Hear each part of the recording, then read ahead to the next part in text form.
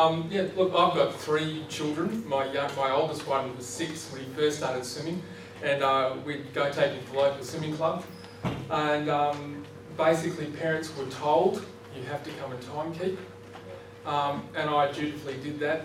And my other 2 kids, as they came along, Eloise and Jeremy, Thursday night was a ritual. We'd go to swimming club, they would swim, I'd start for a while and end up blowing the whistle.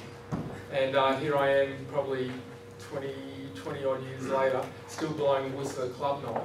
My kids have moved on, they no longer swim. The youngest one gave up money recently. He said he wants to concentrate on his rugby union career rather than swimming. Do you mind? I said, no, I'm going to continue with my swimming career. I've been really, really lucky. I started off as working at club nights.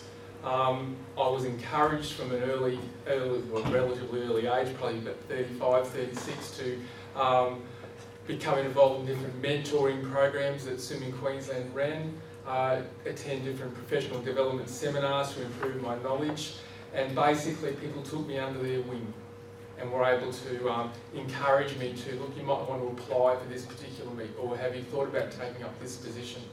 And in 2010, I became a level 1 or a regional referee, had to sit for a 7-hour exam, passed relatively easily, and was fast-tracked fairly quickly from them. I became a level 2 or state referee in 2012, in 2014 became a level 3 or national referee, and was lucky enough to win a national officiating scholarship in 2017.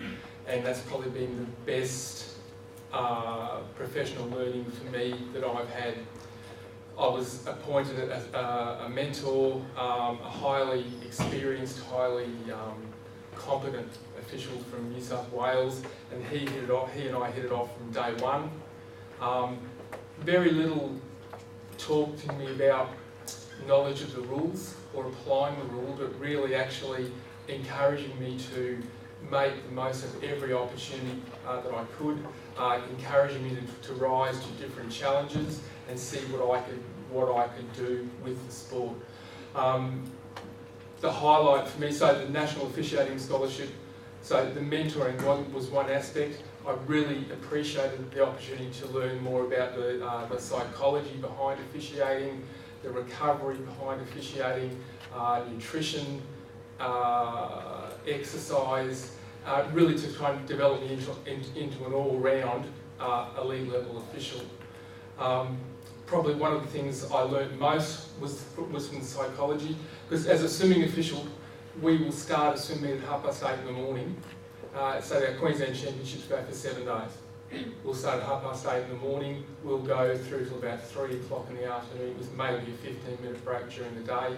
We'll stop at 3 o'clock, we'll have a short break for 2 or 3 hours, then we're back on pool deck at 6 o'clock, we won't finish till 9.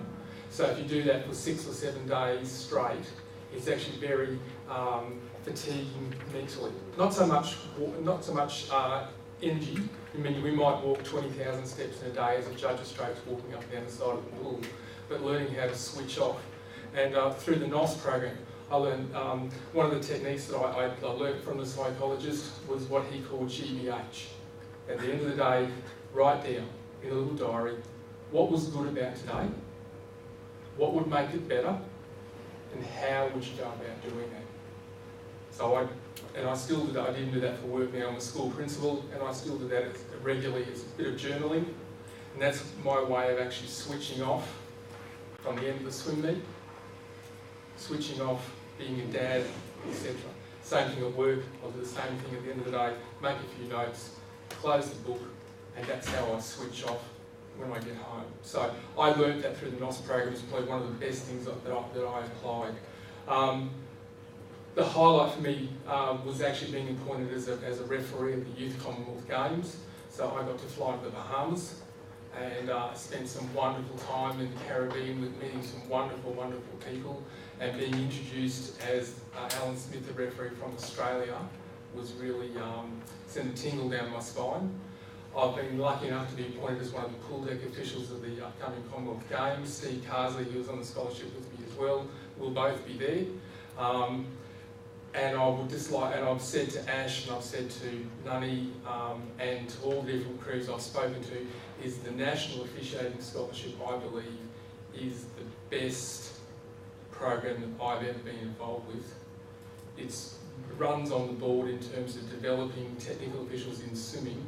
I think there's been 5 Queensland officials through the program who've gone on to become international level officials, and there's 7 other in different states of Australia who've also gone on to become international swimming technical officials.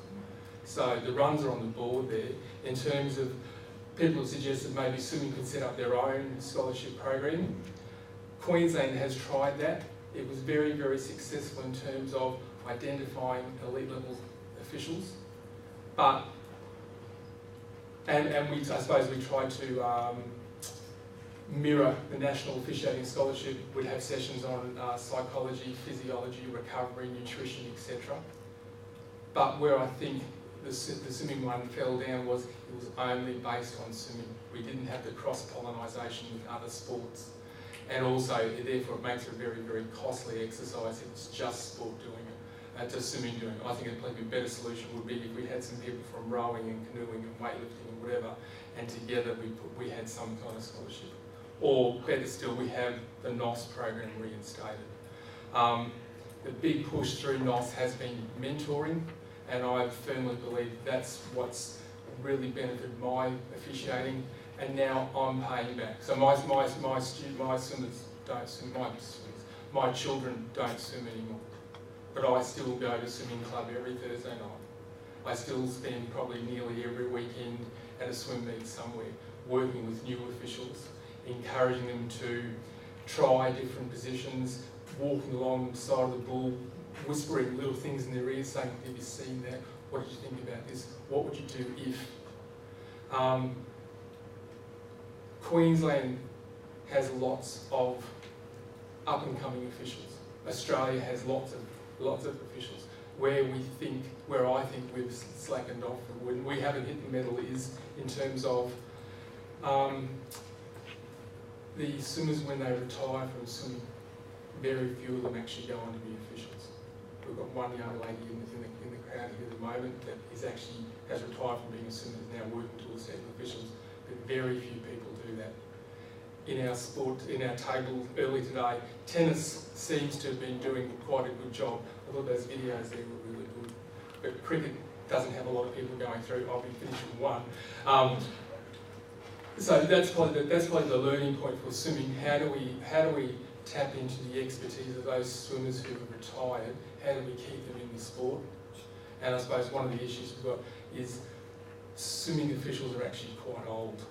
And I suppose if you're 16, 17, 18 years old, do you want to be working with someone who's 50, 55, 60, 65? That's probably the issue we've got to try and come across. So.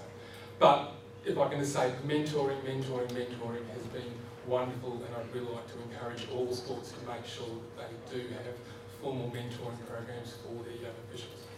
Thank you very much.